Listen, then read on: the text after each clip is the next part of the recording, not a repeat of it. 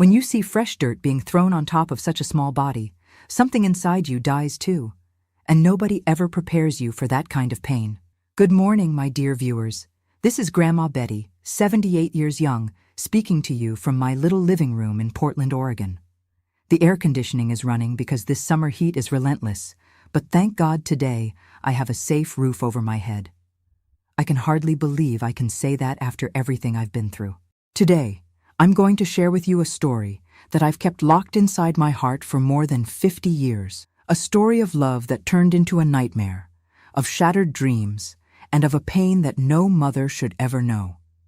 Before I begin this difficult journey, I'd like to ask a small favor from my heart. Subscribe, hit that like button, it costs nothing, and tell me in the comments which corner of America you're watching from. This helps me continue sharing my stories, and maybe alert other people who might be going through what I went through. Life isn't easy, but together we're stronger, aren't we? I was born in 1946, in a simple house in Detroit, when the city wasn't yet the troubled place it would later become. My father worked in an auto factory, an honest man who left home before sunrise and returned after dark. My mother was a seamstress and taught me the art of needle and thread from a young age. "Betty," she always said, "with a needle in your hand, you'll never go hungry." And she was right. It was this skill that provided my livelihood for many years. We were 5 siblings, all squeezed into that 2-bedroom house. We didn't have much, but there was never a shortage of food on the table or love. My parents, God rest their souls, were strict but fair. The only wealth they could give us was education, and they insisted that all of us study at least through high school, which was significant for that time. I was a dreamy girl, you know.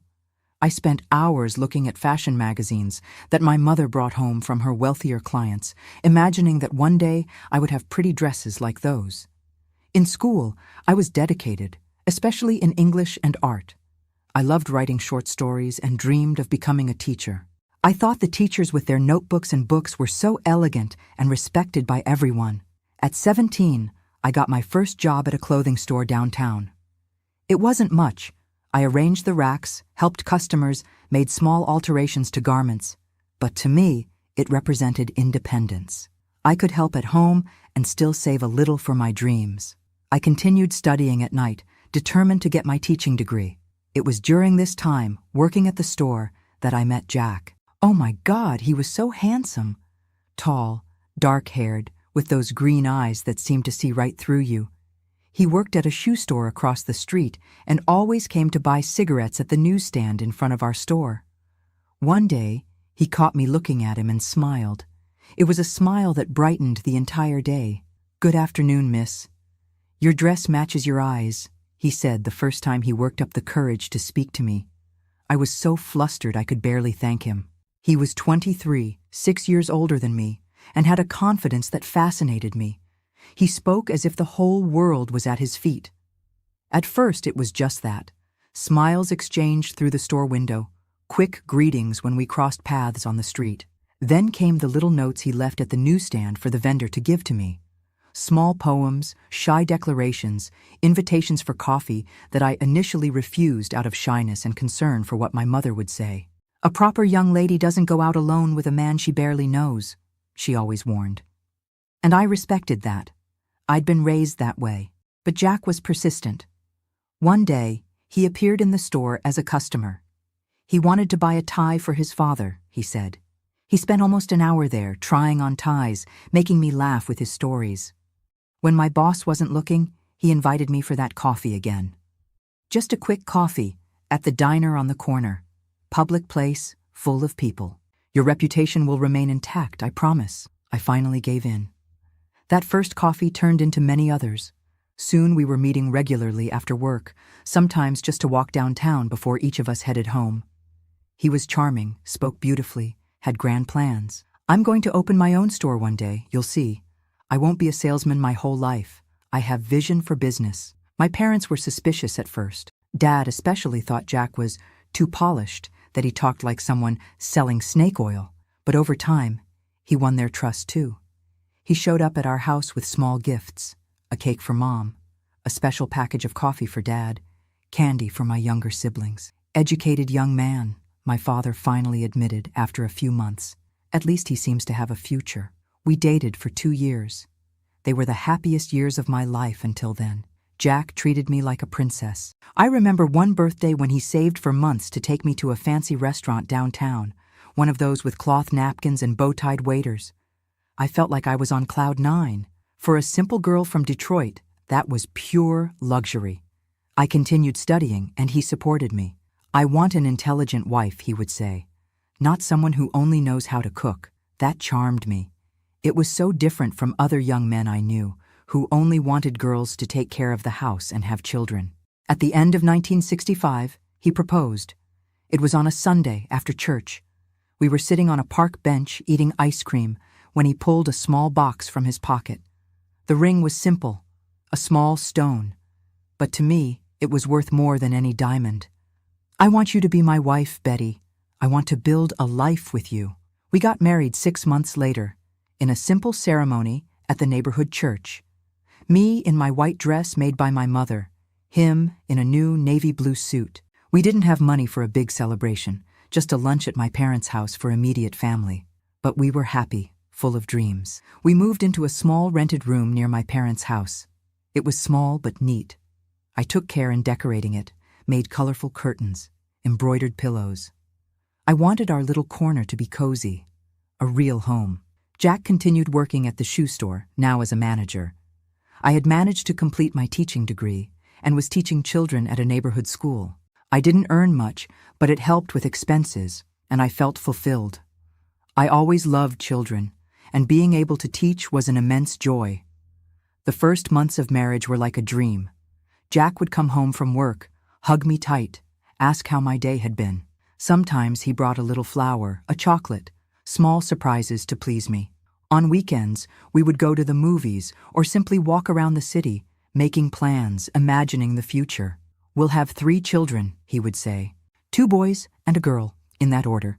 And we would laugh, as if we could really choose. But it was after the 6th month that things began to change, in such a subtle way that, at the time, I didn't really notice.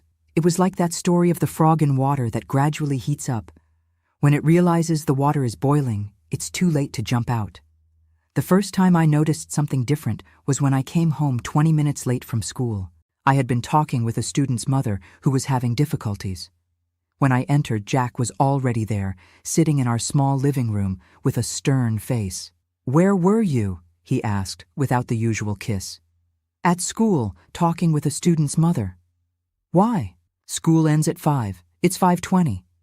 "Yes, but Mrs. Johnson wanted to talk about little Bobby. He's having trouble with math and—" "Next time, let me know." I was worried. At the time, that even seemed sweet. He was concerned about me. He was caring. I didn't realize it was the first sign of the control that would come later.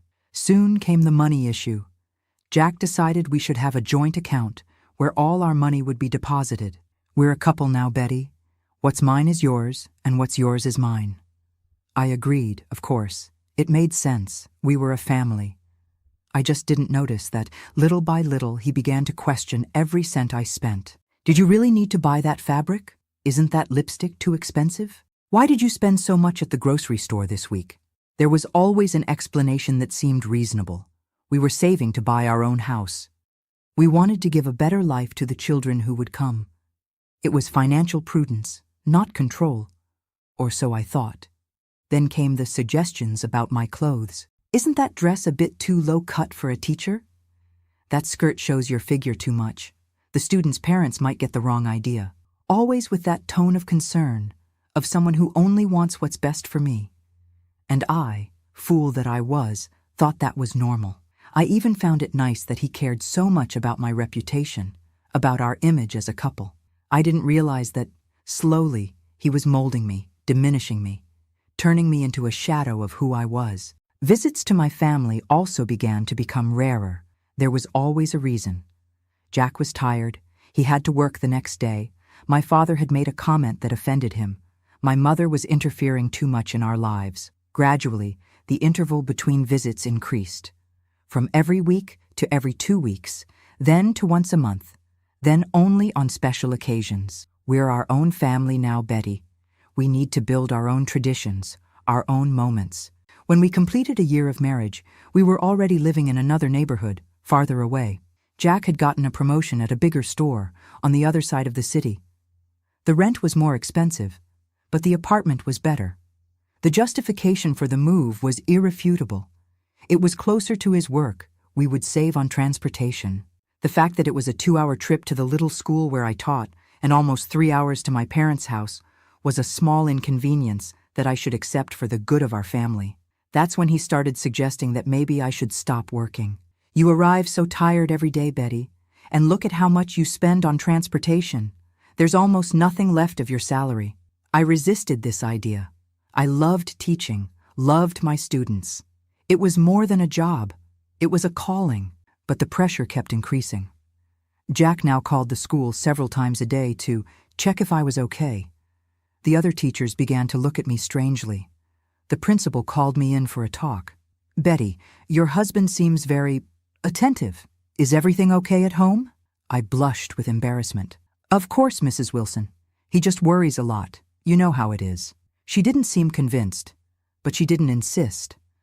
In those days, marital problems were private matters. Nobody interfered. It was during this period that I got pregnant for the first time. The joy was immense. We would finally have our first child. Jack seemed radiant. He went back to being that caring man from the beginning, pampering me, concerned about my well-being. "Now you'll definitely have to leave that job," he said, but in such a loving way that it didn't seem like an order. "Our baby needs a rested, well-fed mother. And after the birth, the baby will need you full-time." And so, when I completed 3 months of pregnancy, I resigned from the little school. It was one of the saddest days of my life. My students made farewell cards. The principal hugged me tight and whispered, "The doors will always be open for you, Betty. Don't forget that." The following months were peaceful. Jack really made an effort to make me happy. He brought fresh fruits that I craved, massaged my swollen feet at night, talked to the growing belly. For a time, I thought I had gotten back the man I fell in love with. We began preparing the baby's room. Jack worked overtime to buy the crib, the layette. I sewed little clothes, embroidered cloths, made booties. We were happy, truly happy. Or at least I was. In the 7th month of pregnancy, I received the news that my father had suffered a stroke. He was in the hospital, in serious condition. When I told Jack, I expected him to drop everything and take me to see my father immediately. Instead, he frowned. "It's not good for you to get agitated in your condition, Betty. Think of the baby. Let's wait for better news before visiting." "But Jack, it's my father. It might be the last time I see him alive." "Exactly why. The emotion could harm you, cause a premature birth. It's too risky." I tried to argue, to plead, but he was adamant. He wouldn't take me to the hospital and wouldn't let me go alone. For the baby's sake. I spent the entire night crying, praying that my father would hold on until I could see him. 3 days later, we received the news. My father had passed away without me being able to say goodbye. It was the first time I hated Jack, that I felt a deep and bitter anger, but I was so dependent on him, financially, emotionally, that I swallowed this feeling.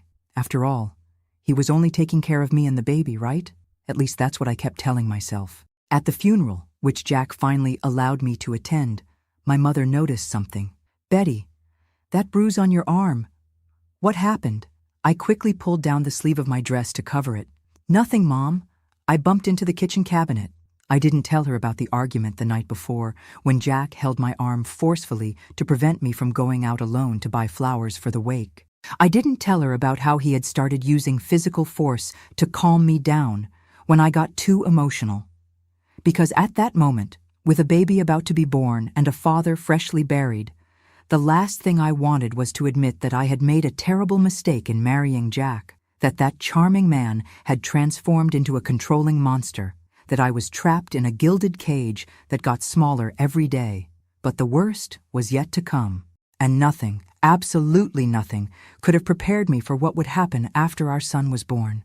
Our son Michael was born on a hot January night in 1967. It was almost 20 hours of labor, alone in that cold room at the public hospital. In those days, husbands couldn't accompany the birth. They waited in the waiting room, smoking and pacing back and forth. When I finally heard the strong cry of my boy, it was as if the whole world had stopped. I'll never forget when the nurse placed that little red crying bundle in my arms. So small, so perfect, with his father's green eyes and my upturned nose. Jack came in to see us almost an hour later. He seemed emotional, with teary eyes as he held his son for the first time. "My boy, my little man," he whispered, gently rocking Michael. At that moment, I thought everything would change, that the birth of our son would bring back the Jack I fell in love with. For a few weeks, it was exactly like that. Jack would come home from work, eager to hold the baby, give him a bath, change diapers. He took photos with that Kodak camera he had bought, especially to record every moment of our son. He even helped me in the middle of the night when Michael woke up crying. He would warm the bottle while I, exhausted, tried to calm our little one. "You're turning out to be a great mother, Betty," he would say, filling me with pride. I bent over backwards to take care of the baby and keep the house immaculate, even though I was only sleeping 2 or 3 hours a night. I wanted Jack to come home and find everything perfect, dinner ready, the baby clean and smiling, me dressed up waiting at the door like in those American magazines I used to flip through at the hairdressers. But gradually, fatigue accumulated. Michael had terrible colic that made him cry for hours on end. I walked around the house in the middle of the night, singing, rocking, trying to calm him while Jack slept. "I need to rest for work tomorrow," was the excuse. "You can sleep during the day when he sleeps," except Michael rarely slept more than 40 minutes at a stretch. When he finally fell asleep, I rushed to wash clothes, cook, clean the house. I had no time to rest. I began to lose weight. Deep, dark circles marked my face in the mirror. My hair, once my pride, now lived in a messy bun, lifeless. It was during this time that Jack's irritation began to manifest. Little things bothered him: a stain on his shirt, dinner slightly delayed, a missing button on his jacket. His voice, once soft, gained a cutting tone that made me cringe. "What a mess this is, Betty. Didn't you have all day to clean the house?" "The baby wouldn't stop crying, Jack. I could barely shower today. Figure it out. Other women manage." I began to live in a constant state of anxiety, trying to predict what might irritate him, bending over backwards to avoid any reason for complaint. When Michael turned 3 months old, Jack complained that I wasn't giving him enough attention as a husband. "You only have eyes for the boy now. What about me? I have needs too, you know." I tried to explain that I was exhausted, that I could barely stand at the end of the day, that my body was still recovering from childbirth. It didn't help. The next night, he arrived with a bouquet of roses and a new dress. "Put this on. My mother is coming to get Michael. We're going out to dinner." "But he's still too young to be away from me. And breastfeeding? I already bought formula." "It'll do you good to get out of this house a bit. Dress up like a woman instead of looking like a sloppy housekeeper." Those words hurt me deeply, but I swallowed my tears. Maybe he was right. Maybe I was neglecting myself, dedicating too much to the baby and forgetting about my husband. I put on the dress, slightly tight on my milk-swollen breasts, applied lipstick, tried to look happy with that gift. Dinner was tense. I could barely focus on the conversation, worried about Michael. Jack drank much more than usual, talking loudly, making jokes with the waiter. When we got home, his mother had already left. Michael was sleeping in the crib, but woke up minutes later, crying desperately. "He must be hungry," I said, rushing to pick him up. Jack grabbed my arm forcefully. "Let him cry a bit. We need to finish our night." What happened next still pains me to remember. While my son cried in the room next door, Jack demanded his husband's rights. It was quick, painful, humiliating.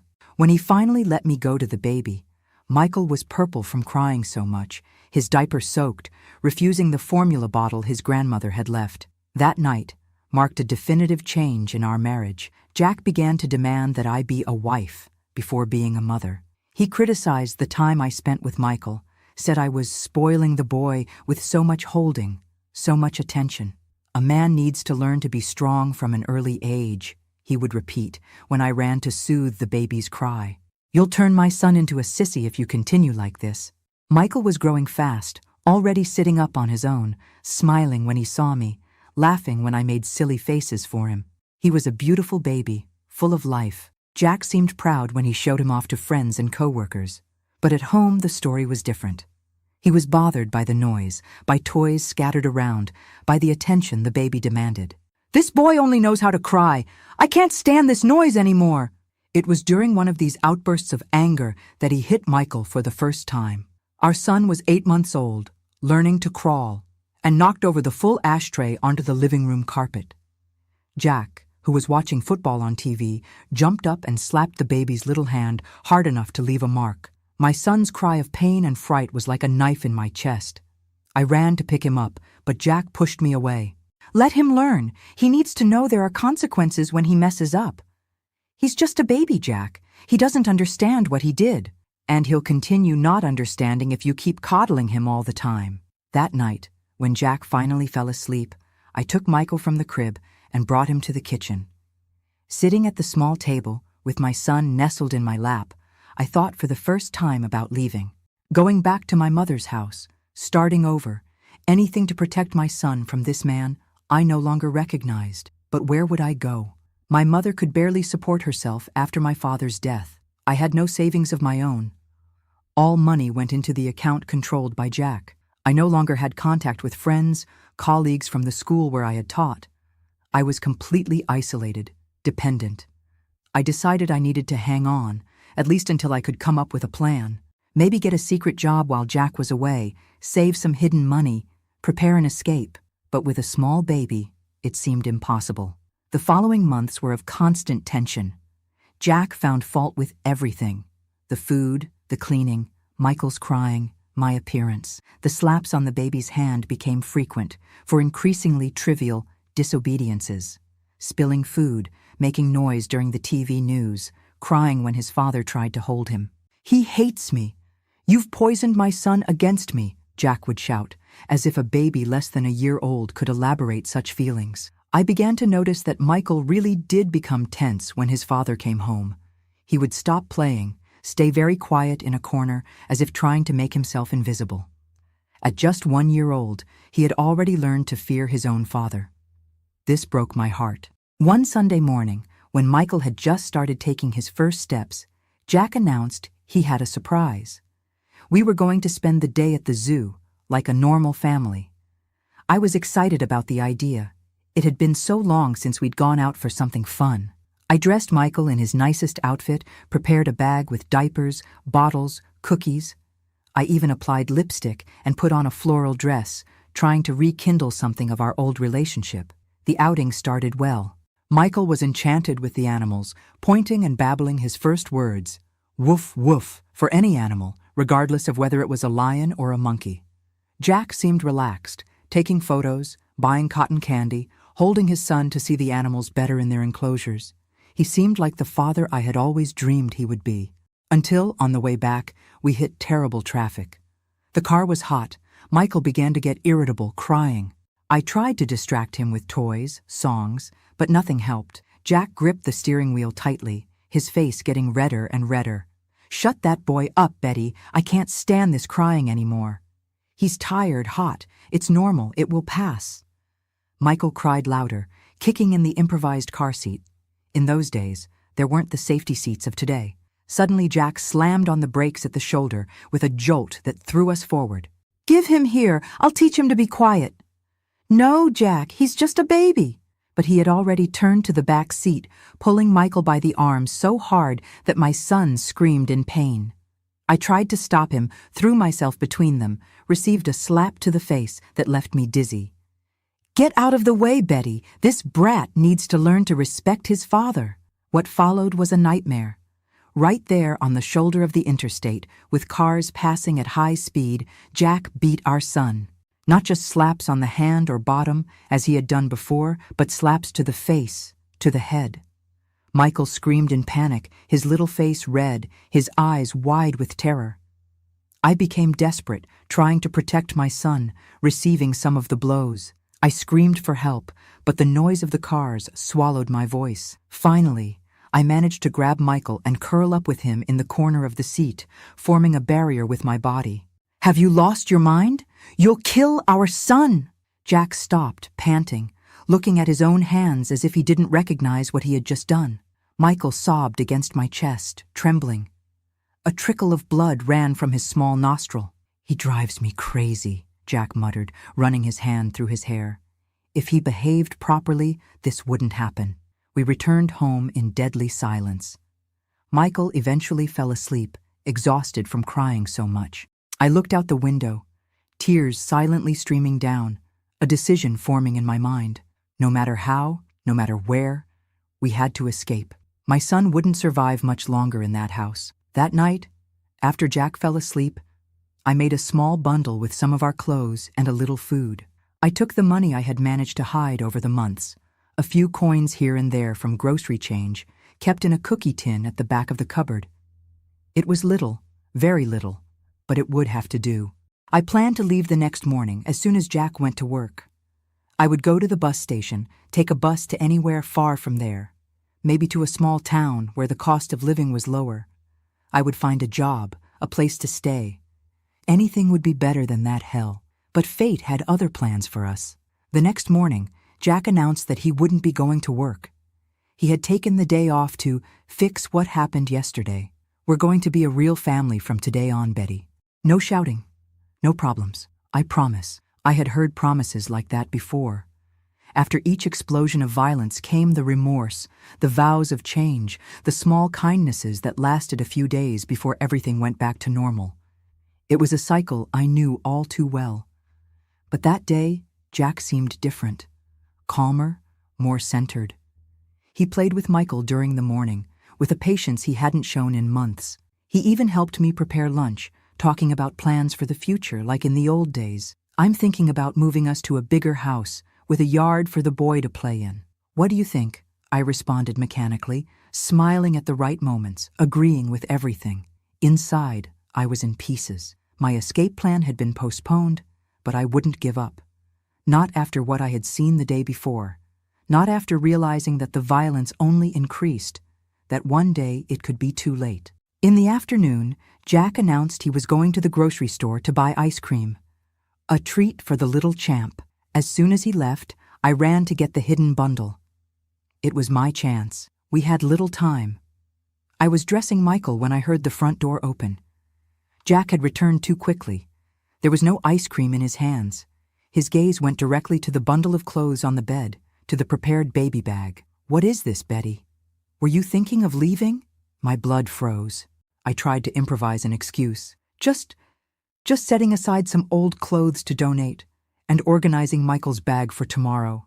His face contorted into a grimace I knew all too well. "Liar! You were going to run away. You were going to take my son away." He advanced toward me with clenched fists. Michael, sensing the danger, began to cry desperately. I tried to run to the bathroom, lock the door, buy time, but he was faster. He grabbed my hair, pulling so hard I felt strands detach from my scalp. "Nobody is going to take my son from me, understand? Nobody." What followed was the worst beating I had ever suffered. Punches, slaps, kicks when I fell to the floor. Michael screamed in the crib, stretching his little arms toward me, calling, "Mama! Mama!" The only words he knew how to say. When Jack finally stopped, I was semi-conscious, my face swollen, tasting the metallic flavor of blood in my mouth. He grabbed Michael from the crib with brutality. "I'm going to give my son a bath, and when I get back, I want this mess cleaned up and dinner ready. Understand?" I nodded weakly, without strength to speak. I heard the bathroom door close, the water begin to run. Michael was still crying, but the sound was soon muffled. With superhuman effort, I dragged myself to the phone in the living room. My hands were shaking so much I could barely dial. I called the only number I knew by heart besides my mother's. My former principal, Mrs. Wilson. She had said the doors would always be open for me. I desperately hoped it wasn't just a polite farewell phrase. "Hello?" The familiar voice on the other end of the line gave me a glimmer of hope. "Mrs. Wilson," my voice was just a hoarse whisper. "Help me. He's going to kill my son." I couldn't say anything more. I heard a noise coming from the bathroom that froze my soul. It wasn't crying anymore, but sounds of choking, of struggle. I dropped the phone and dragged myself down the hallway, my body protesting in pain with every movement. The scene I found in the bathroom will haunt me until the day I die. If you've been following me this far, congratulations. For being a loyal viewer here on Grandparents' Tales, we're going to give you a chance to win over $1,000. Participating is very easy, just like this video and comment with which city you were born in. I'm curious to read all your comments. When I opened that bathroom door, the world seemed to slow down. Jack was bent over the bathtub, holding Michael underwater. My son was thrashing, his little eyes wide with terror, bubbles of air escaping from his small mouth. The water, which should have been warm and welcoming, was freezing cold. I later discovered he had filled the tub with cold water to calm the noisy brat. I don't know where I found the strength. My body was broken from the blows, but something primitive, that mother's instinct that overcomes any physical pain, made me advance like a lioness. I didn't think, I just acted. I grabbed the ceramic lamp that sat on the bathroom shelf and hit Jack on the head with all the strength I could muster. He staggered backward, surprised, releasing Michael. I plunged my arms into the icy water and pulled my son up. His lips were blue, coughing and vomiting water but breathing. Alive, thank God, alive. "You crazy woman, what do you think you're doing?" Jack was recovering from the blow, blood streaming from a cut on his temple. His eyes were no longer human. They were like those of a rabid animal, bloodshot, without any trace of the man I once loved. I pressed Michael against my chest and tried to run for the door, but he was faster. He grabbed my arm forcefully, twisting until I screamed in pain. Michael cried, soaked and freezing, trembling against me. "You're not going anywhere with my son, understand? Nowhere." At that moment, I heard what seemed to be the sweetest sound in the world. Sirens approaching, and then loud knocks on the front door. "Police, open the door!" Jack's face transformed. Hatred gave way to panic. He released my arm and backed away, looking around like a cornered animal. "What did you do, Betty? Who did you call?" The knocks on the door grew stronger. "Open now, or we'll break it down." Jack seemed undecided between continuing the aggression or trying to escape. I took advantage of this moment of hesitation to run with Michael to the living room, screaming for help with what was left of my voice. The door gave way with a crash. 2 police officers entered, guns drawn. Behind them, to my surprise, was Mrs. Wilson, my former principal, her face contorted with horror at seeing me in that state. "My God in heaven, Betty, what did he do to you?" I collapsed on the floor, still holding Michael against my chest. Only then did I realize that my son was too quiet. I looked at his little face. His lips still had a bluish tint, his breathing weak and irregular. "My baby, help my baby," was all I could say before darkness enveloped me. I woke up in the hospital, my entire body aching, bandages and dressings everywhere. The first thing I did was ask about Michael. The nurse tried to calm me, saying the doctor would come talk to me, but I insisted so much that she finally gave in. "Your son is in the pediatric ICU. He's stable, but there were complications from the water he swallowed and from the time without adequate oxygen." I begged to see him. Even with the protests of the medical team, I dragged myself through the corridors until I found my baby, connected to tubes and machines that seemed to swallow him up. So small in that hospital bed, so fragile. The doctors used terms I barely understood. Aspiration pneumonia, cerebral hypoxia, critical but stable condition. I spent days by that bedside, praying like I had never prayed before. I talked to Michael all the time, told him stories, sang the songs he liked, begged him to fight, to come back to me. It was there, in that ICU with the smell of disinfectant and constant beeping of machines, that the police came to take my statement. I told everything, from the beginning of the marriage, how Jack's behavior gradually changed, the aggressions that kept getting worse, to the terrible moment in the bathroom. Each word seemed to tear a piece of my soul, but I knew I needed to speak, needed to ensure that monster never got near my son again. "He was arrested in the act," informed the officer, a middle-aged man with kind eyes that contrasted with his intimidating uniform. "With your documented injuries and the boy's condition, he should remain detained until trial." I felt momentary relief, soon replaced by the more urgent concern: my son's recovery. Michael remained in the ICU for almost 3 weeks. When he was finally transferred to a regular room, the doctors called me for a serious conversation. "Mrs. Smith, your son is out of immediate danger, but we need to talk about sequelae." That word, sequelae, fell like a stone in my stomach.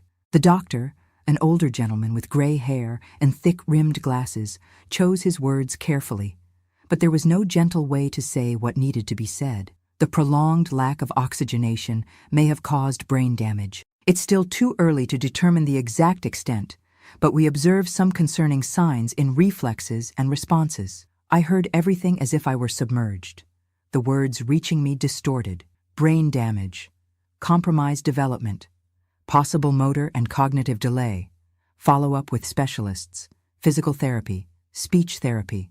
Will he be okay again?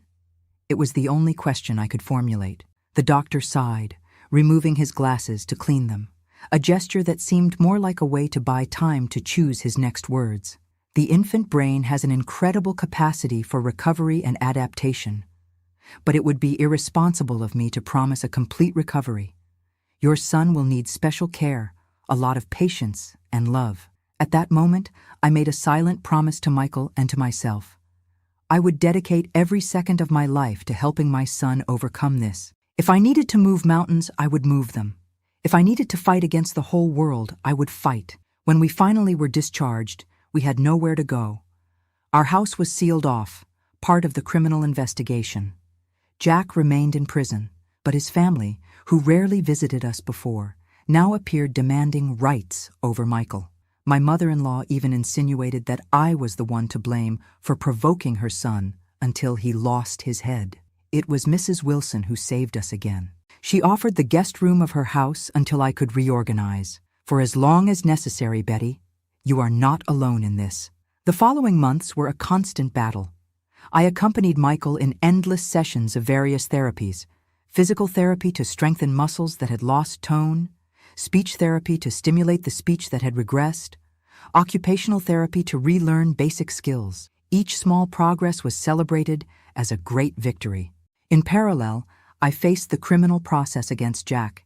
I had to relive every moment of that nightmare, now before judges, prosecutors, lawyers. His defense tried everything, claiming I was exaggerating, that I was an emotionally unstable mother, that the accident in the bath was my fault for leaving a baby alone with an inexperienced father. The trial dragged on for almost a year. In the end, the evidence was too irrefutable. The marks on Michael's body and mine spoke for themselves. Jack was convicted of attempted murder and assault, with a sentence that seemed insufficient given the damage he had caused, but at least it meant we would be safe for the next few years. Meanwhile, with Mrs. Wilson's help, I got a job as an assistant at the same school where I had taught. It wasn't a teaching position. My time and energy were mainly dedicated to Michael, but it allowed me to have an income, rebuild some independence. The school even adapted my hours so I could take my son to therapies. Michael had just turned 2 when I filed for divorce. In those days, in 1969, divorce was not something simple or well regarded by society. Divorced women carried a stigma, were viewed with suspicion, as if they had failed somehow. But I no longer cared what people thought. My only concern was ensuring the safety and well-being of my son. The challenges we faced were enormous. Michael had significant difficulties. He took much longer than other children to walk again. His speech was limited to few words. He had panic attacks when he saw water in bathtubs or pools. But he also had a fighting spirit that surprised me daily. His smile, that smile that lit up the green eyes inherited from his father, returned with increasing frequency. Gradually, we built a new life. I rented a small but cozy apartment, not far from the school where I worked. I transformed Michael's room into a stimulating space, with vibrant colors, educational toys, everything designed to help in his development. I learned physical therapy and speech therapy techniques to continue the exercises at home. I read tirelessly about brain injuries, child development, alternative teaching methods. When Michael turned 3, the doctors did a complete reassessment. The neurologist, a young doctor newly arrived from a specialization on the East Coast, reviewed all the exams and history.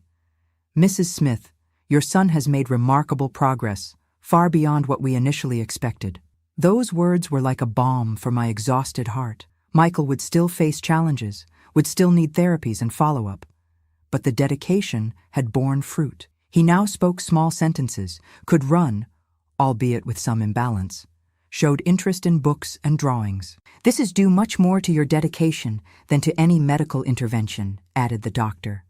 What this child needed, besides the treatments, was exactly what he received: unconditional love and constant stimulation. Life took its course.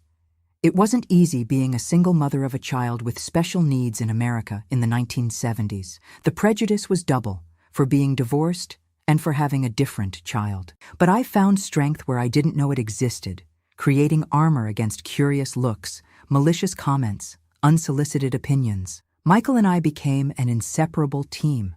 Where one went, the other followed. We learned together to face difficulties, to celebrate small achievements, to find joy in simple things. He taught me more about courage and perseverance than any adult ever could. When Jack was nearing completion of 5 years in prison, I received the news I most feared. He had gotten a sentence reduction for good behavior and would be released soon. The panic I felt was indescribable. Even with the restraining order we had obtained, even knowing he would no longer have parental rights over Michael, the fear that he would return to finish what he had started consumed me. It was during this time that I made a drastic decision. We needed to disappear. Move to another city, start over where nobody knew us, where Jack couldn't find us. I explained the situation to Mrs. Wilson, who once again proved to be an angel in our lives. "I have a sister in Seattle," she said. "She runs a private school there and is looking for teachers. I can talk to her, explain your situation." In less than a month, we had moved to the Pacific Northwest. We left behind the apartment, most of the furniture, almost everything that could connect us to our previous life. Mrs. Thompson, Wilson's sister, welcomed us with open arms. I got the job at her school, a small apartment in the Fremont neighborhood, and most importantly, a new identity for Michael and me. Betty Smith and Michael Smith ceased to exist officially. We became Laura Johnson and Peter Johnson. New documents, new background story. I was a widow. My husband had died in an accident before our son was born. Peter had complications at birth, which explained his developmental difficulties. A sad story, but common enough not to raise many questions. The years passed. Peter grew up, facing challenges, but overcoming many of them. He managed to complete his studies in regular schools with specialized support. He had learning difficulties in some areas, especially math, but excelled in arts and music. At 18, he began working at a small print shop where his talent for drawing was valued. During all this time, I lived in fear. Every knock on the door made me freeze. Every man who vaguely resembled Jack in the street made me cross to the other side, heart racing. I never became romantically involved with anyone again. The trauma was too deep. The priority was my son. And besides, I couldn't risk someone discovering our secret. I found out, through very cautious contacts with Mrs. Wilson, that Jack had indeed looked for us after being released. He was furious to discover we had disappeared, threatened people, tried to sue the school where I worked. Eventually, it seems he gave up, or at least that's what we hoped for many years. In 1990, when Peter was already 23 and had been working at the print shop for 5 years, we received a letter that would change everything again. It was from Mrs. Wilson, now an elderly lady. The letter informed, carefully to avoid mentioning names, that person had died in a car accident after driving drunk. Jack was dead. After more than 2 decades, we could finally breathe without fear. Peter noticed the change in me immediately. It was as if an invisible weight had been removed from my shoulders. When I explained the reason, he remained silent for a long time. "Do you think we should go back to using our real names?" he finally asked. The question caught me by surprise. After so much time as Laura and Peter Johnson, I didn't know if we could be Betty and Michael Smith again. Besides, Peter had no conscious memories of life before Seattle, of who we really were. "I don't know, son. I think we are already who we've pretended to be for so long." He nodded, thoughtful. "But I'd like to know our true story. All of it." It was then that I sat with my adult son and told, for the first time, all the details of our previous life. The parts I had softened, omitted, to protect him. I told about his father, about how we met, about how love turned into a nightmare. I told about that terrible day in the bathroom, about how I almost lost him, about our escape and new identity. Peter listened to everything with a calmness that surprised me.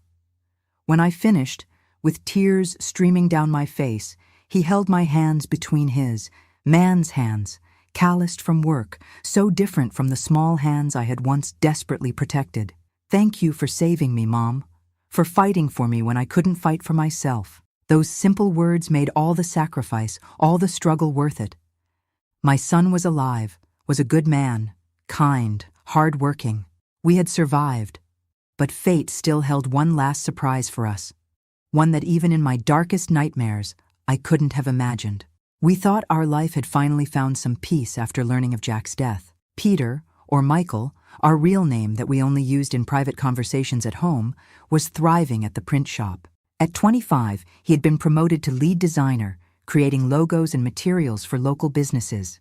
His difficulties, though still present, didn't prevent him from leading an almost normal life. I continued at Mrs. Thompson's school, now as an educational coordinator. After so many years, the lie had become our truth.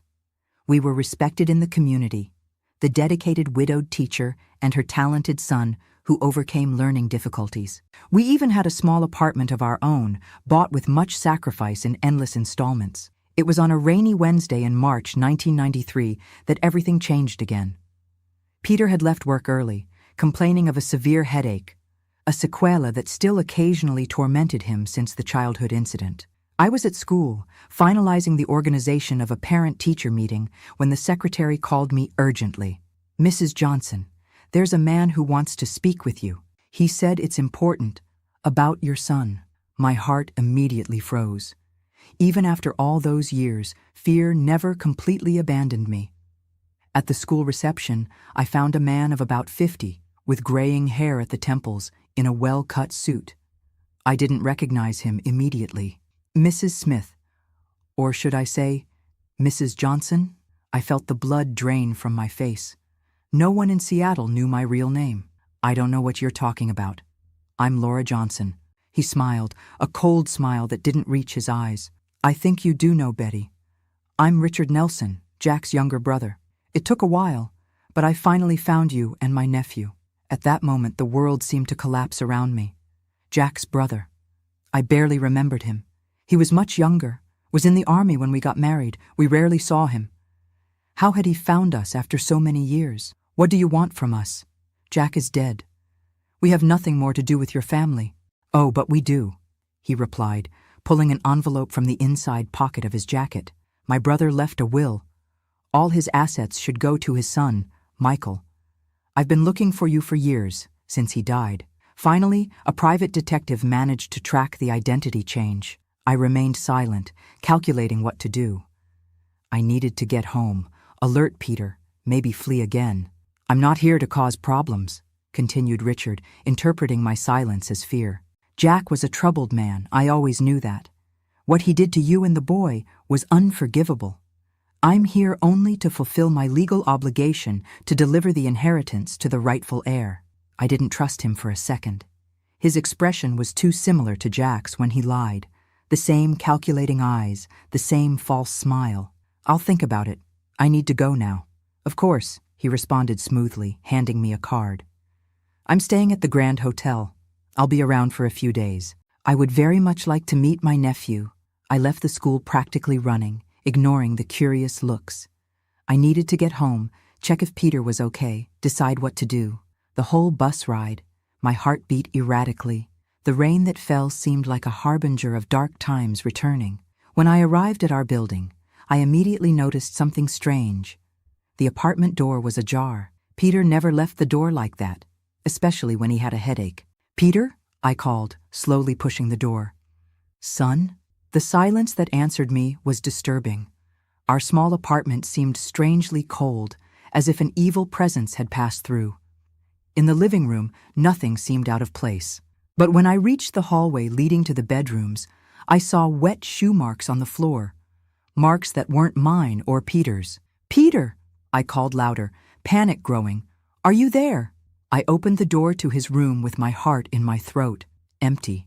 The unmade bed indicated he had lain down to rest. but he was no longer there. In the kitchen and bathroom, also no sign of him. That's when I noticed something on our small balcony. The glass door was open, letting the rain in and wetting the floor. I crossed the living room with trembling steps, and what I saw on the balcony made me let out a scream that seemed to come from the depths of my soul. Peter was lying on the wet floor, blood mixed with rainwater forming a dark pool around his head. Next to him, a broken plant pot, apparently the weapon used to strike him. "No! My son! No!" I fell to my knees beside him, my hands trembling as I checked his pulse. It was still beating, weak, irregular, but beating. Thank God he was alive. The head wound was bleeding abundantly, as all scalp wounds do. I tried to stop it with a towel while frantically searching for the phone to call an ambulance. While dialing the emergency number, I heard a noise coming from the bedroom. I was not alone in the apartment. The aggressor was still there. I left the phone off the hook and grabbed the first thing that could serve as a weapon, a kitchen knife. With my heart hammering against my ribs, I prepared to face whoever it was. No one else would hurt my son while I breathed. The door to my bedroom opened slowly, and there he was. Richard Nelson. But how? I had just left him at the school. "I see you've met my son, Junior," he said with a frightening calmness. He arrived a little earlier than I would have liked. It was then that I understood. It wasn't Richard at the school, but his son, who must have been the spitting image of his father. A trap, and I had fallen right into it, leaving Peter alone and vulnerable. From the bedroom emerged another man, younger, with the same cold eyes of the Nelson family. He must have been about 30, the age Jack would have been when he died. The resemblance was disturbing. "This wasn't supposed to happen like this," said the young man, looking at Peter lying on the balcony. He reacted, tried to call the police. I had to stop him. "What do you want?" I asked, the knife firmly pointed at them, my body positioned between the intruders and my injured son. "Money? We don't have anything of value here." Richard laughed, a dry sound without humor. "No, Betty, we don't want money. We want justice. You destroyed my brother, destroyed our family. Jack lost everything, his job, his reputation, years of his life in prison. And then you ran away with his son, like a thief in the night. Your brother tried to kill our son. He was an abusive monster." "Lies!" he roared, advancing a step. "Jack was a good man whom you drove crazy with your provocations, your neuroses. He told us everything, how you manipulated him, how you used the boy against him." It was surreal to hear that distorted version of reality. I realized then that there was no way to argue with this man. He had spent decades nurturing a hatred based on the lies Jack told to justify his monstrous acts. "And what do you intend to do now? Kill us? The police are already on their way." I bluffed, indicating the phone off the hook. For a moment, I saw doubt in their eyes, but then Junior smiled, a smile identical to his father's that still populated my nightmares. "No, we're not going to kill you. It would be too quick." What followed happened with dizzying speed. Junior advanced toward me while Richard went around to get to Peter. I managed to land a blow on Junior's arm with the knife, making him back away with a cry of pain. I ran to Peter, trying to drag him inside, away from Richard. But it was an uneven fight. Richard grabbed me by the hair, pulling so hard that I felt as if my scalp would tear off. Junior, even wounded, managed to immobilize me, twisting my arm until the knife fell. "We're taking the boy," said Richard, already dragging Peter across the floor as if he were a sack of garbage. "She comes too. At the ranch, we'll decide what to do." I fought like a wild animal, biting, scratching, screaming. But Junior was too strong. A blow to my temple left me dizzy, almost unconscious. The last thing I saw before darkness enveloped me was my son being carried out of the apartment, blood still streaming from his head. When I came to, I was in a car trunk, hands and feet tied, mouth covered with duct tape. The vehicle was moving on a bumpy road, each jolt sending waves of pain through my bruised body. I tried to orient myself, understand how long I had been unconscious, where we were going. But it was impossible to know. My thoughts were with Peter. Was he alive? The head injury was serious. He needed urgent medical attention. What if he was bleeding inside the skull? What if he had another brain injury after everything he had already overcome in life? The car finally stopped after what seemed like an eternity. I heard muffled voices, doors opening and closing. Then the trunk opened, letting in the cold night air. We were in the countryside, far from any city lights. The starry sky would have been beautiful under any other circumstances. "Welcome to your new home," said Richard, roughly pulling me out of the trunk. "At least for the next few days, until we decide what to do with you." I looked around desperately, searching for Peter. I saw him being dragged from another car by Junior, still unconscious. At least he was alive. I could see his chest rising and falling with his breathing. They took us to a simple farmhouse, isolated in the middle of nowhere. From the darkness and the distant lights I could see, I imagined we were in some rural area on the outskirts of Seattle. Inside the house, we were thrown into a small, windowless room that seemed to have been prepared specifically to keep us imprisoned. An old mattress on the floor, a bucket in a corner, nothing more. The door was solid, with several locks on the outside. Richard tore the tape from my mouth with a pull that took skin with it. "Scream all you want. Nobody will hear you here." As soon as they left us alone, I dragged myself to Peter, still tied, checking his vital signs. His breathing was more regular now, but the head wound worried me too much. It had stopped bleeding, forming a thick, dark crust, but without proper treatment, the risk of infection was enormous. "Peter," I whispered, pressing my face against his. "Peter, wake up. Please, son, open your eyes." After several minutes of trying, I was rewarded with a weak moan. His eyes opened slowly, unfocused at first, until he managed to recognize me. "Mom? What? Where are we?" "Shh, don't strain yourself," I replied, tears streaming down my face as I tried to explain the situation in the least frightening way possible. But there was no way to soften the truth. We were kidnapped by Jack's relatives, and our prospects weren't good. During the following hours, we worked together to try to loosen our ties. Peter, even injured and weak, managed to sit up, and we used each other's backs to try to undo the knots. It was a slow and painful process, the rope cutting into our skin, but the alternative, passively waiting for whatever they had planned for us, was not an option. Finally, after what seemed like an eternity, I managed to loosen Peter's hands. With his fingers free, he quickly untied the rest of my ropes, and then I freed his feet. We were loose, but still trapped in that windowless room with a massive door locked from the outside. Peter was pale, with a feverish look. The head wound was clearly getting infected. We needed to get out of there urgently.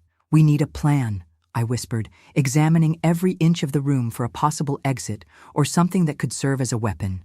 The room was practically empty, but I discovered that one of the floorboards was loose. With effort, I managed to tear it out.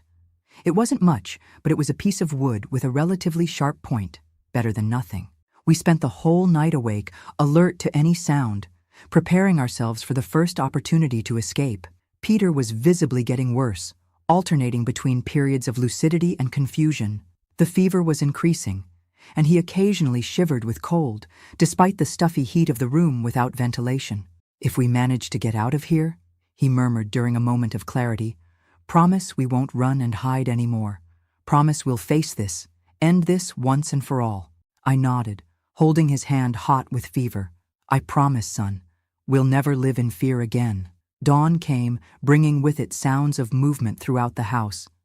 I positioned myself next to the door, the board firm in my hands, ready to attack as soon as someone entered. Peter was sitting on the mattress, too weak to stand, but determined to help in any way he could. I heard the sound of the locks being opened. I took a deep breath, preparing myself. It was our only chance. The door opened and Junior entered carrying a tray with what appeared to be bread and water. Before he could react, I hit him with all my strength on the head. He staggered, dazed, dropping the tray. I gave him no chance to recover. I struck again and again until he fell to the floor, unconscious or worse. I didn't stop to check. "Let's go," I called Peter, helping him to stand. He leaned on me, barely able to walk. We went out into a dark corridor, hearing voices coming from what seemed to be the kitchen. Richard wasn't alone. There was at least one more person in the house. We walked as silently as possible down the corridor, looking for the exit. Peter weighed more and more against me, his legs giving way under his weight. The infection was winning rapidly. We found the back door and opened it carefully. Dawn greeted us with a rural landscape, pasture fields, a dirt road in the distance, no visible neighboring houses. We were truly isolated. "We need to run," I whispered, practically carrying Peter now. "To that woods over there. We can hide and then make our way to the road." We had barely taken a few steps outside when I heard the furious shout coming from inside the house. They had discovered our escape and Junior's condition. "They escaped! Get the shotgun!" Those words gave me a strength I didn't know I possessed. I practically carried Peter, running through the fields toward the small woods I had spotted. Behind us, I heard the door slam and heavy footsteps. "You'll pay for this!" shouted Richard, his voice loaded with hatred. "You'll pay dearly!" We reached the edge of the woods when I heard the first shot. The thunderous sound of the shotgun tore through the morning silence, making birds fly frightened from the trees. The bullet passed far, but the second shot came immediately after, hitting a tree near us, wood splinters flying. "Mom, leave me," murmured Peter, almost unconscious. "Go alone. Faster." "Never," I replied, dragging him into the dense woods. "I'll never leave you again, son. We're getting out of this together." The woods offered us some protection, making it difficult for Richard to aim. But it also made our escape slower, with branches and roots to trip over, especially carrying Peter, who was now practically unconscious. After what seemed like an eternity dragging ourselves through the vegetation, I heard the sweetest sound in the world: running water. A stream cut through the woods, and where there was water, there could be a trail, maybe a road, maybe people. We followed the watercourse, now no longer hearing the shouts or shots behind us. Had they given up? Or were they just surrounding us, taking another path? The stream led us to a small dirt road where, to my surprise and absolute relief, I saw an old milk truck parked. The driver, an elderly man with a straw hat, looked astonished when we emerged from the woods. Me dragging my semi-conscious son, both covered in dirt, blood, and leaves. "For the love of God, ma'am, what happened? Do you need help?" "Hospital," was all I could say before my legs finally gave way, dropping both of us on the dusty road. The old driver didn't ask any more questions. He helped me put Peter in the truck bed, among the milk cans, and drove as fast as that old vehicle allowed to the nearest hospital, in the small town of Monroe. The following hours were a blur of fluorescent lights, urgent medical voices, forms to fill out. Peter was immediately taken to surgery. The blow to the head had caused a subdural hematoma that urgently needed to be drained. The infection was advanced, his body temperature dangerously high. While the doctors fought to save my son, I had to face the inevitable questions from the local police. I told everything: our true identity, the story with Jack decades ago, the sudden appearance of Richard and his son, the kidnapping, our desperate escape. "Ma'am, are you saying you were held captive on a farm near here?" asked the sheriff, a middle-aged man with a skeptical expression. "And that these men are relatives of your ex-husband who died years ago?" I understood his suspicion. The story seemed absurd, the product of a disturbed mind. But the evidence was there. Our injuries, the rope marks on our wrists and ankles, Peter's critical condition. "You need to find them," I insisted. "They won't give up. They'll keep hunting us." The sheriff promised to investigate, but I could see in his eyes that he didn't fully believe me. After all, without an exact address of the farm, how would they find the location? And even if they found it, Richard and his son would probably have already fled. I spent 3 days by Peter's bedside in the ICU, sleeping in uncomfortable chairs, eating only when the nurses insisted. The doctors were not optimistic. Even having survived the surgery, the infection had spread, causing septicemia. His body, already weakened by the old sequelae, struggled with difficulty. On the night of the 3rd day, I had to leave the room briefly to speak with the sheriff, who had returned with news. Not wanting to leave Peter alone, I asked the nurse to stay with him until I returned. She agreed, saying she would take the opportunity to change the IV and check the vital signs. The sheriff was waiting for me at the reception, now with a very different expression from the previous one. "Mrs. Smith, we found the farm you described. There were signs of recent occupation, but no one there. However," he hesitated, as if choosing his words, "we found the body of a young man buried on the property. Apparently dead for a few days. with a head injury that corresponds to the description you gave of the fight in the apartment. I felt a shiver run down my spine. Junior was dead. I had killed him in that desperate escape. Even in self-defense, even to protect my son, the idea of having taken a life left me nauseated. Richard must have buried his own son before fleeing, continued the sheriff. This makes the situation even more serious. Now he has even more reason to want revenge. I had barely processed this information when a commotion in the hallway caught our attention. Shouts, running, the sound of the emergency alarm. My heart instantly froze. Something was happening in Peter's room. I ran back, followed by the sheriff. The scene I found will be etched in my mind until the day I die. Peter was convulsing on the bed, foam coming from his mouth, while the medical team desperately tried to stabilize him. The nurse who had stayed with him was collapsed in a corner with an empty syringe beside her. "What happened?" I screamed, trying to reach my son. "Step back, ma'am," ordered a doctor. "He's having a severe allergic reaction to something that was injected into the IV. We need to resuscitate him." At that moment, I saw a movement in the hallway. A man was hurriedly walking away, his back to me. Even without seeing his face, I recognized the posture, the walk. It was Richard. "It's him!" I shouted to the sheriff. "The man in the hallway! It's Richard!" The sheriff reacted immediately, running after the figure who was now also quickening his pace. I was torn between following and staying with Peter. But there was no real choice. My place was beside my son, who was fighting for his life once again. The following minutes were the longest of my existence. The medical team worked frantically, applying medications, trying to reverse whatever Richard had ordered to be injected into Peter's IV. Desperate prayers escaped my lips as I watched, helpless, that battle for my son's life. Finally, after what seemed like an eternity, the doctor in charge stepped away from the bed, running his hand over his exhausted face. "We managed to stabilize him, but he's very weak. The next few hours will be decisive." The nurse who was in the room, now conscious, said that a man dressed as a doctor had entered, saying he needed to check the IV. When she questioned him, she felt a prick in her arm and lost consciousness. It was obvious that Richard had planned everything, possibly observing the hospital for days, waiting for his opportunity. The sheriff returned an hour later, frustrated. He escaped. He had a car waiting at the back of the hospital. But now we have a clear description, and all exits from the town are being monitored. That night, I didn't leave Peter's side for a second. 2 police officers were assigned to guard the door of the room. But I knew it wouldn't be enough. Richard had proven to be persistent, patient, and relentless in his revenge.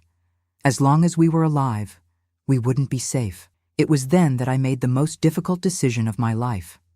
A decision that would change everything, but that might be our only chance for survival.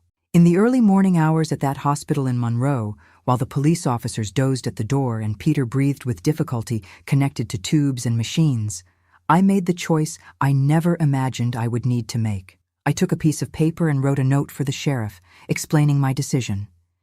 Then, gently, I kissed my son's forehead. "Forgive me, my love. It's the only way to keep you safe." I slipped stealthily out of the room, past the sleeping police officers. In the deserted hospital corridor, I found a public phone and made a call I had carefully planned. I needed help, and there was only one person who could save us at that moment. 2 hours later, an unmarked ambulance arrived at the back of the hospital. The driver presented official documents, urgent transfer to a specialized hospital in Seattle. The police officers, sleepy and confused by the bureaucracy presented, didn't question much. After all, the patient needed care that small hospital couldn't provide. I went with Peter in the ambulance, holding his inert hand the entire journey. But we didn't go to Seattle. We headed to a private clinic in the outskirts of Portland, where no one would ever look for us. A clinic whose director owed a big favor to Mrs. Wilson, who moved heaven and earth to help us when she received my desperate phone call. "The patient doesn't officially exist," explained Dr. Martin when we arrived. "No records, no chart. For all intents and purposes, you never passed through here." That's how Michael Smith, or Peter Johnson, disappeared from the map once again. In the Monroe Hospital, the police found only my note. "We need to disappear to survive. Don't look for us. One day you'll understand." For weeks, Peter fought between life and death in that anonymous clinic. The substance that Richard injected into the IV was a highly toxic compound which caused multiple organ failure. The doctors worked tirelessly, trying to reverse the damage, but the outlook was grim. "If he survives, he'll probably have permanent sequelae," explained Dr. Martin on a rainy afternoon as we watched Peter through the ICU glass. The brain went without adequate oxygenation for a significant time during the convulsions. I nodded, swallowing the tears. My son had spent his life overcoming sequelae from a first murder attempt. And now, decades later, he faced the same challenge again. History was repeating itself like a cruel joke of fate. During the long nights of vigil beside Peter's bed, I began to plan our next life. We could not go back to being Betty and Michael Smith. Laura and Peter Johnson were also burned. We needed new identities, a new place, a new beginning. Mrs. Wilson, our guardian angel from a distance, moved her influences once again. Through contacts she never wanted to explain to me in detail, she obtained new documents for us. Certificates, identity cards, school records, everything we needed to start over as Susan and Andrew Miller, mother and son from Oregon. "You need to go far away," she said on the phone, in one of the rare times we risked communicating. Very far. Maybe another country, but another country was out of the question. Peter, now Andrew, would need continuous medical care, and our resources were limited. We decided on the far south of the country. San Antonio, Texas, seemed remote enough, a place where no one would think to look for us. After 3 months in the clinic, Peter finally was discharged. As Mrs. Wilson had predicted, the sequelae were significant. His speech was impaired, slurred, and difficult. The right side of his body showed muscle weakness, forcing him to use a cane. His short-term memory had been affected, causing him to repeat questions or forget recent conversations. But he was alive, and as long as there was life, there would be hope for recovery. Our journey to San Antonio was long and exhausting. First by bus to Sacramento, then a flight to Dallas, and finally another bus to San Antonio. Peter slept most of the way, exhausted by the effort, and I kept constant vigil, startling at every person who entered or left, imagining Richard in every unfamiliar face. We arrived at our destination on a sweltering evening in 1994. San Antonio was an expanding city, but still maintained that frontier feel, a place under construction. Perfect for someone who wanted to get lost, start over, be just another face in the crowd. With the small savings we had, the money from the hasty sale of the apartment in Seattle, sent by Mrs. Wilson to an anonymous account, we rented a modest apartment in a simple neighborhood. 2 bedrooms, a living room kitchen, a bathroom. Small, but clean and accessible for the wheelchair that Peter needed to use on days when the weakness in his leg was more intense. "Will we be okay here, Mom?" he asked that first night as I arranged the few belongings we brought. His voice was different now, slower, each word a small triumph over the brain damage. "We will, son. We'll be okay." I didn't know if I really believed that, but I needed to believe it. For his sanity, for my own. The first months in San Antonio were about adaptation. Peter, Andrew, started an intense rehabilitation program at the public hospital. Physical therapy 3 times a week, speech therapy, occupational therapy. Progress was slow, but steady. Gradually, his speech became clearer, his right leg gained strength. Independence returned in small daily achievements. I got a job at a local elementary school, not as a teacher, but as an administrative assistant. The salary was minimal, but supplemented with the small disability pension we got for Peter, it was enough to sustain our simple life. At night, after Peter fell asleep, I allowed the fear to return. I checked each lock 2-3 times. I verified the windows. I slept with a knife under my pillow. The shadow of Richard Nelson still loomed over us, even thousands of miles away. Would it always be like this? Would we live forever looking over our shoulder, waiting for him to emerge from the shadows to finish what he started? A year passed. Then another. Our life in San Antonio gained a peaceful routine. Peter, with superhuman effort, got a job as a designer at a small print shop. He worked part-time on days when he felt well enough. His artistic talent, fortunately, had been spared by the brain damage. In 1996, I received an anonymous letter in the mail, just a newspaper clipping from Seattle. The headline read, businessman convicted of murder of own son. The text reported that Richard Nelson had been arrested, tried, and sentenced to 25 years in prison for Junior's homicide. The body found on the farm had fingerprints proving that Richard, not I, had been the author of the crime. Apparently, the businessman kept his son in agony for days after a head injury, refusing to seek medical help, which aggravated his condition and led to death, said the report. It is believed that the crime is related to a history of family violence dating back decades. There was no return address on the letter, but I recognized the handwriting on the envelope. Mrs. Wilson, once again, taking care of us from a distance. Richard was in prison. Really in prison, with a long sentence. For the first time in so many years, I allowed myself to relax a little. Maybe, just maybe, the nightmare had really ended, but the damage was already done. Peter would never be the same again. The years of constant tension had left marks on both of us. Fear had become such a constant companion that we no longer knew how to live without it. In 1999, Peter met Rachel, a young art teacher who volunteered at the rehabilitation center. She saw beyond the scars, beyond the slurred speech and the cane. She saw the gentle, talented, and resilient man my son was. "She doesn't mind, Mom," he told me, his eyes shining in a way I hadn't seen in years. I told her everything, about the accident, about the sequelae. She said it just makes me more interesting. He didn't tell the whole truth, of course. He didn't mention our real names, nor the long escape, nor Richard. Some truths were too dangerous to share, even with someone you love. Their relationship blossomed slowly, with the caution of two people who have known enough of life to know that nothing is guaranteed. In 2001, they married in a simple ceremony in the garden of the small house they managed to buy together. It was the happiest day of my life since the birth of my son. Seeing him there, in a suit despite the Texas heat, leaning on his cane but standing on his own, saying his vows with a voice still slightly slurred but full of emotion, it was as if all the struggles, all the escapes, all the suffering had finally been worth it. "He made it, Joe," I whispered to the sky, imagining that my late husband, the real one, the good man I knew before Jack, could hear me from somewhere. Our boy made it. In 2003, my granddaughter, Emma, was born. A healthy, perfect baby, with the green eyes of the grandfather she would never know. Holding her in my arms for the first time was like closing a circle. Life, despite all attempts to destroy it, moved forward, renewed itself, found a way. Peter was a dedicated, patient, loving father. Physical limitations didn't prevent him from actively participating in raising his daughter.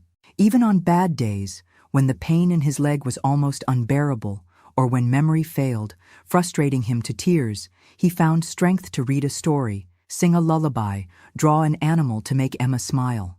In 2006, I received another anonymous letter. Richard Nelson had died in prison. Apparently, a massive heart attack with no chance of rescue. It was the definitive end of our nightmare. The last Nelson who threatened us had departed this world. I cried upon reading the news, not from joy as might be expected, but from relief, from exhaustion, from mourning for everything we had lost, for all the lives that family had destroyed, including their own. "It's over, son," I told Peter that night, showing him the letter. "It's really over." He looked at the paper for a long time, then at me, and finally at Emma, who was playing innocently on the living room rug. "No, Mom, it's not over. It will never really be over. It's part of who we are." And he was right, of course. The fear, the constant vigilance, the night terrors, all this had become so deeply ingrained in our souls that it became inseparable from our identity. Even knowing rationally that we were safe, the body and mind refused to completely abandon the old survival habits. The following years brought relative peace. Peter and Rachel had another child, Lucas, in 2008. My small family was growing, flourishing against all odds. I moved to a little house close to theirs, to be nearby, but give them space to be their own family. But as I aged, one issue began to torment me more and more. Emma and Lucas didn't know their true family history. They didn't know who they really were, where they came from. They lived under false names, identities built on necessary lies. They have the right to know, Peter, I said one afternoon in 2015, as we watched the children playing in the yard. If something happens to us, they'll be left without knowing their true roots. He sighed, running his hand through his now graying hair at the temples. The cane, companion of decades, rested against the chair. And if they know, what do they gain from it? A history of violence, of escape, of false identities. What good would that bring? The truth always finds a way, son. Better that it comes from us, with love, than discovered by chance, causing confusion and hurt. We debated the subject for months. Rachel, when finally included in the conversation, was shocked to discover the extent of what we had hidden from her.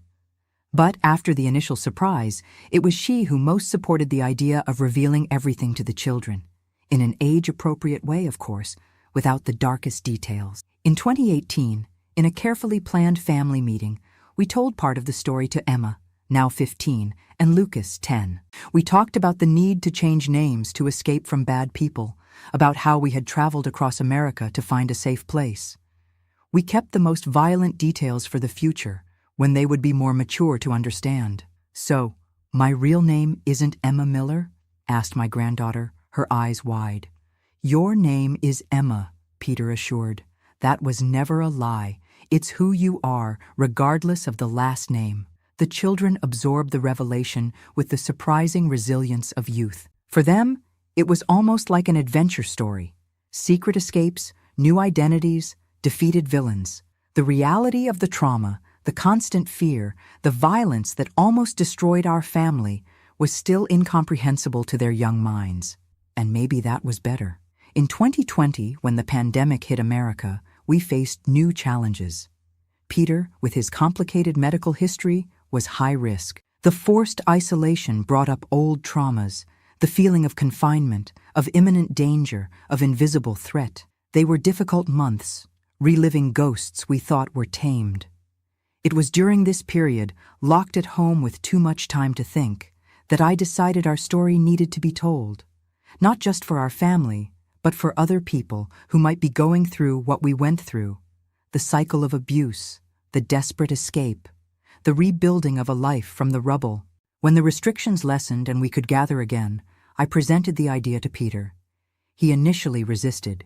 It's too dangerous, Mom, and painful, to dig up all this. We don't need to use real names. We can change details, but the essence, the truth of what we lived through, this can help other people find strength to get out of similar situations. After much reflection, he agreed, with one condition. Only after I'm gone. I don't want to relive all this again. I respected his wish, of course, but I started writing anyway, in secret. Pages and pages of painful memories, detailing each moment of our journey. It was like draining a poison that had run in my veins for decades. Painful, but also purifying. In January 2024, my son, my warrior, my survivor, finally found the rest he deserved. A stroke took him in his sleep, peacefully, without suffering. At 57, he departed, leaving a family that loved him, a legacy of courage and resilience, and the freedom for me to finally tell our story.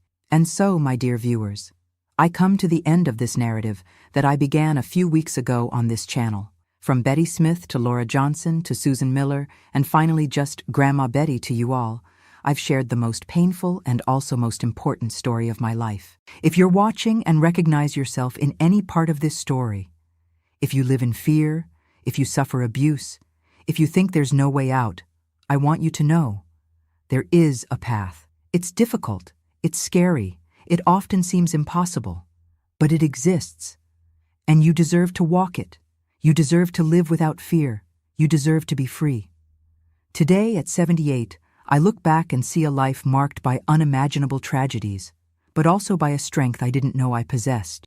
I see the smiling faces of my grandchildren, the life my son managed to build despite everything, and I know that somehow we won. It wasn't a clean or complete victory. We carry scars that will never fully heal. But we won. If you liked this video, please hit that like button and subscribe to share with anyone who might need to hear this story, And don't forget to comment below and let me know which city you were born in.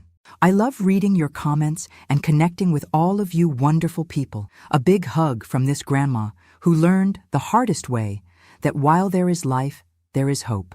While we breathe, we can start over. And that sometimes, from the ashes of the worst tragedies, is born the strength we didn't know we had. Until the next video.